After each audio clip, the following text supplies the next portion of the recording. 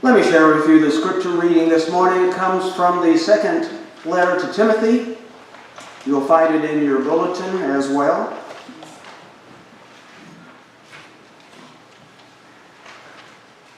For I am already being poured out, and the last drop of this drink offering are all that remain. It's almost time for me to leave. I have fought the good fight. I have stayed on course and finished the race, and through it all I have kept believing. I would imagine that you've heard this scripture sometimes in a funeral service.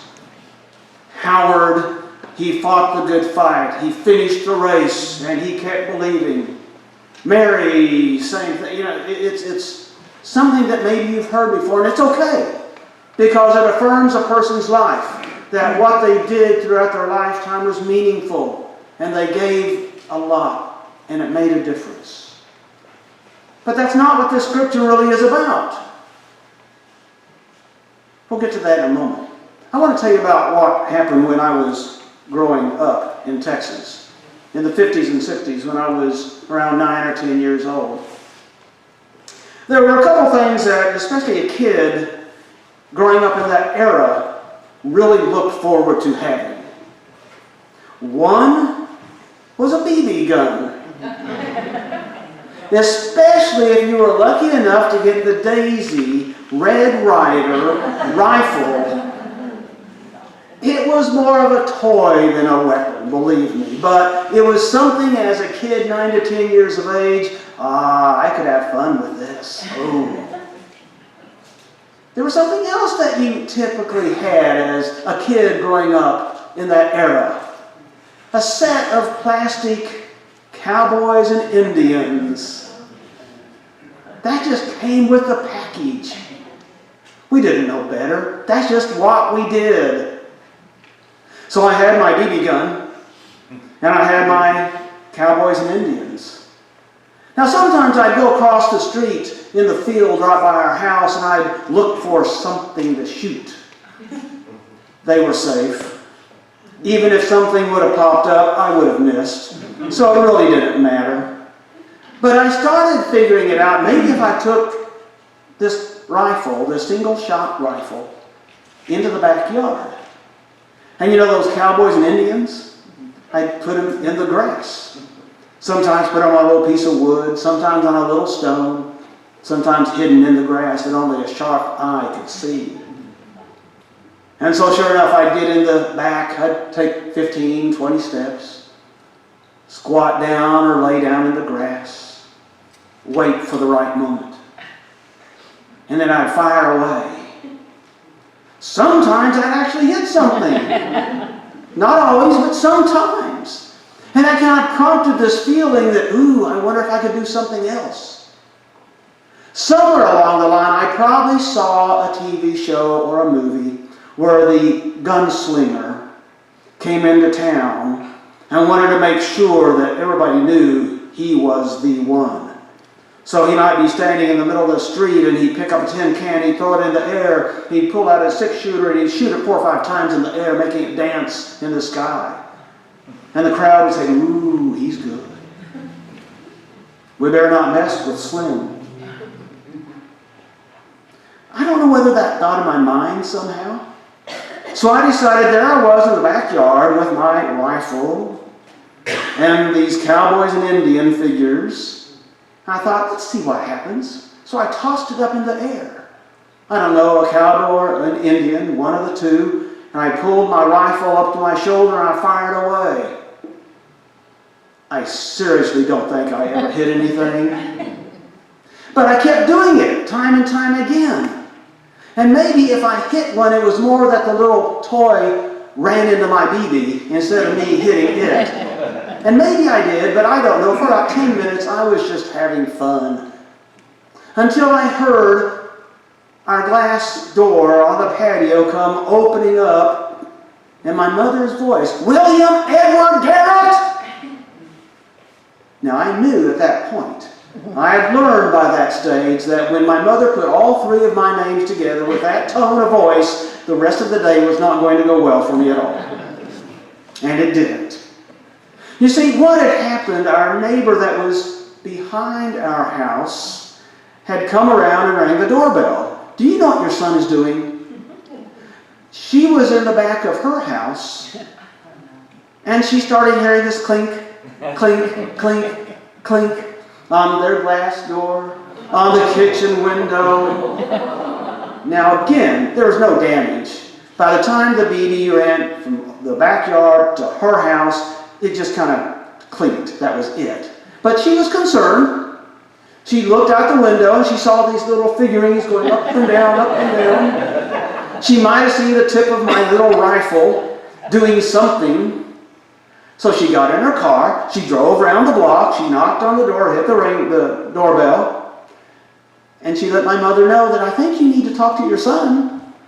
So they both came out and informed me that what I was doing was not really a good idea. And oh, by the way, I would not be seeing my little BB gun for quite a few months now. I know I should have known better. That's just common sense. I should have known, but I didn't. And it would have been nice. It would have saved me some trauma, and maybe our neighbor, and maybe my mother, that if somebody would have told me, that's not what you do. This is what you do. That's what this scripture is about. We know that most likely it was not written by Paul, but it was written by somebody who knew Paul very well, or maybe worked with Paul side by side, or had read so much from what Paul understood and said that, so this writer understood that.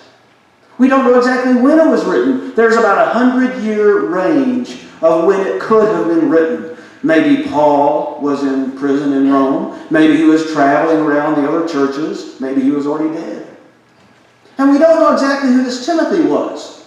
There might have been a person named Timothy, and he might have been a part of this church that this letter was written to, but it was more aimed at these leaders of these new churches that Paul had helped found, and now they were struggling. Okay, what do we do now? How do we be the church? How are we to be faithful? How are we supposed to make an impact not just on our lives, but on the world? What are we supposed to do now? Somebody tell us. That's what this letter is about. Now, I need to put a disclaimer in here that I don't always agree with what this letter in 1 Timothy has to say, but it conveys a structure. It conveys three very important concepts of what those churches needed to understand, what we need to understand, and even as individuals, you can apply that as well. He gave three ideas, and here I go. I cannot tell you how long it's been since I've done a 3-point sermon. In seminary, that was the formula. You tell the people what you're going to tell them. Then you lay out all 3 points very succinctly, that if they're taking notes, 1, 2, 3, it's very simple. And then you tell them what you just told them. It might have worked. I never really got into it. But today, 3 points. Okay, number 1. While Paul, I'm just going to use his name here. What Paul wanted these churches to understand as they move forward is that you have to commit. You have to know your purpose. You have to know your purpose. Why are you there? What are you about? Now, I know that sounds simple, doesn't it? And yet, so many churches don't always grab a hold of that. A number of years ago, I was working with churches on transformation, and there was a process that would be very helpful. And it was to envision a vehicle, a car, SUV, whatever it was, with 4 seats. And in these 4 seats were 4 aspects of the church: vision or purpose, program, relationships, and administration. You needed to have all 4 of those occupants in that vehicle to get anywhere. But what they had come over, the understanding was that depends who's driving it. Who's in the driver's seat? Who's in the passenger seat kind of navigating? Who's in the back seat? The back seat's important, but not as important as who's in the driver's seat. You know what they found out? In churches that were moving forward, in churches that were making a true impact, you want to guess what was in the driver's seat? Vision, purpose. That was number one. Beside purpose and vision was relationships. Relationships with each other, your own relationship, and your relationships with God. In the back seat, what? Programming and administration. And they had found that when that gets reversed, for example, if administration starts driving the church, you're in trouble. Oh, this is the way you've always done it. No, you have all the rules and all the guidelines. Administration is important. So is program.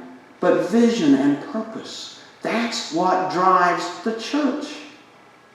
So you know what we have today? Did you see that there's something else in your worship bulletin? Pull it out. 2019, a celebration of who we are, where we are, and when we are. If that sounds familiar, that's what Lance spoke to us a few weeks ago. He used that same theme. We're not going to go over this. But what I want you to do, what I encourage you to do, is take this home. Because in November, we're going to be talking about what we are doing, what our vision, what our purpose is. Actually, at our retreat, we're going to be talking about this. So this is a compilation of what has happened in 2019.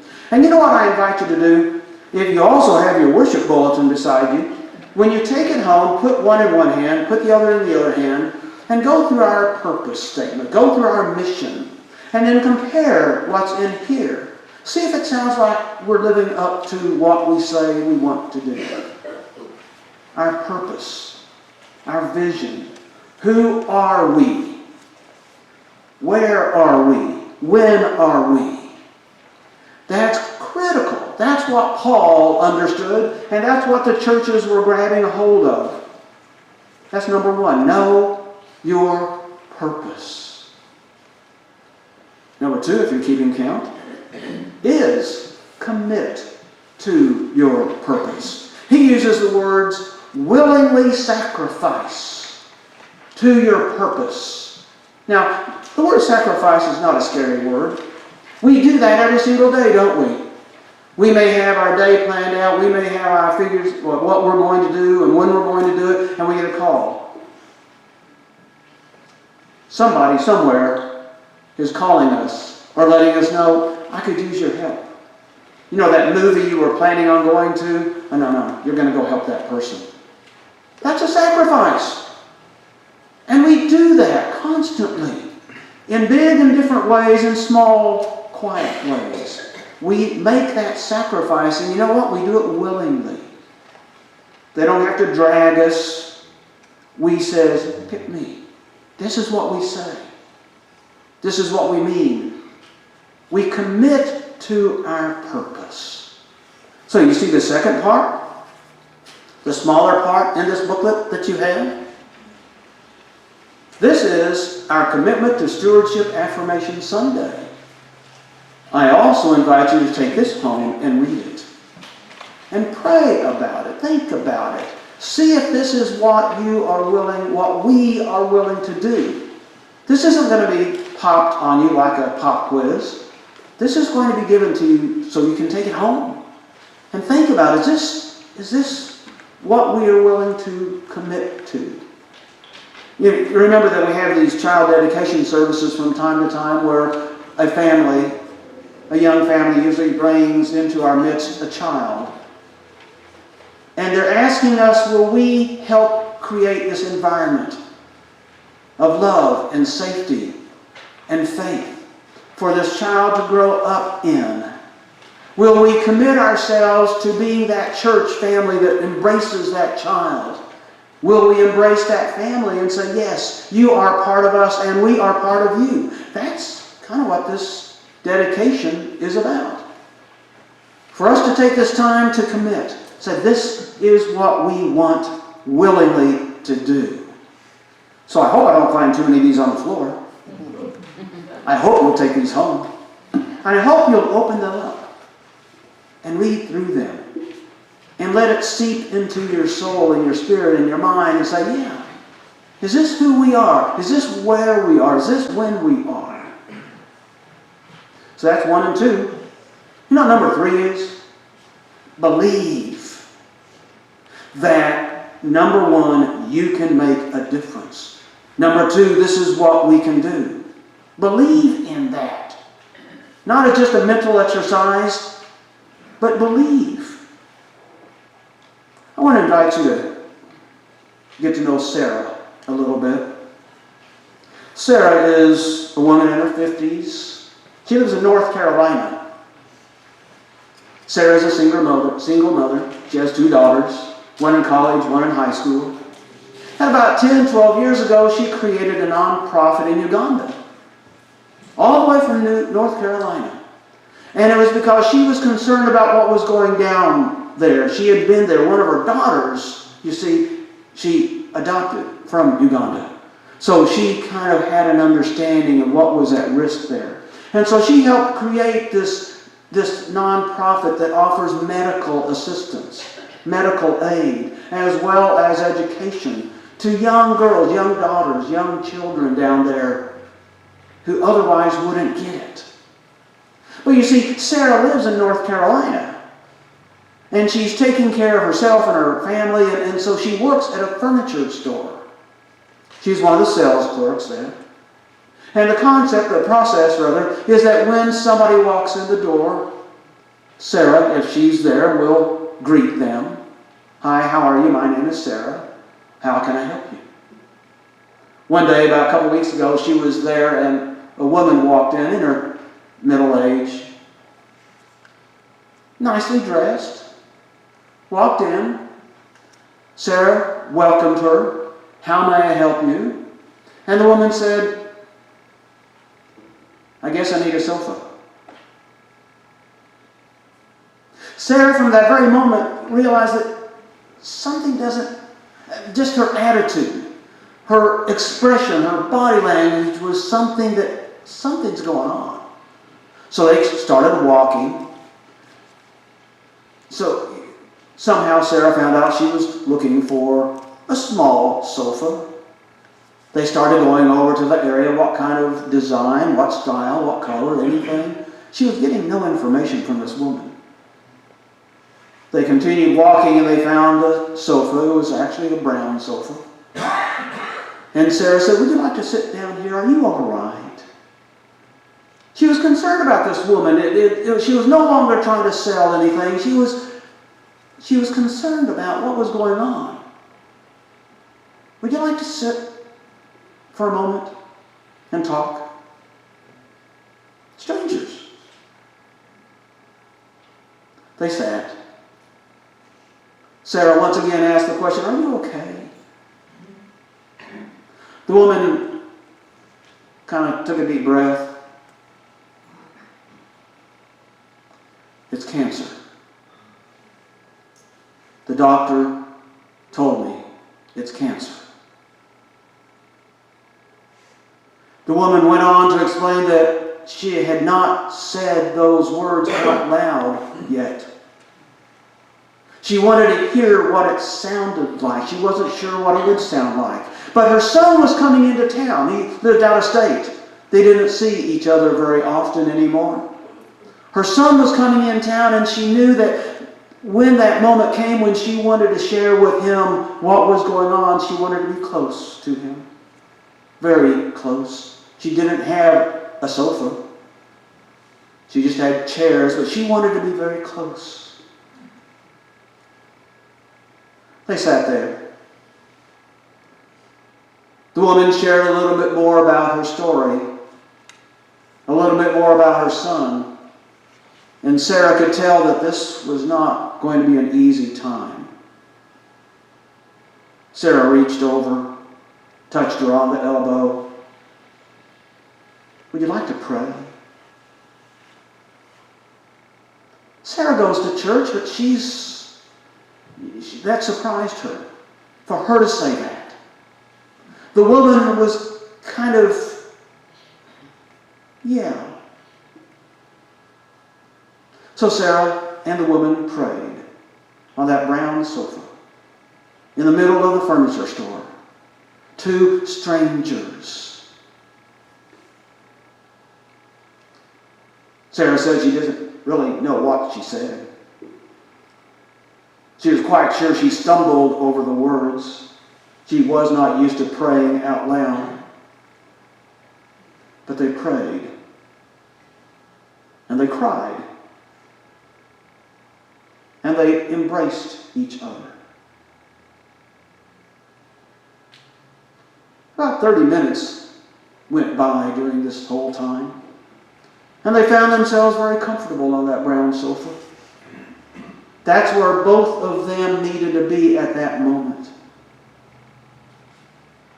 The woman finally took a deep breath, stood up. I'll take it. This is what I need.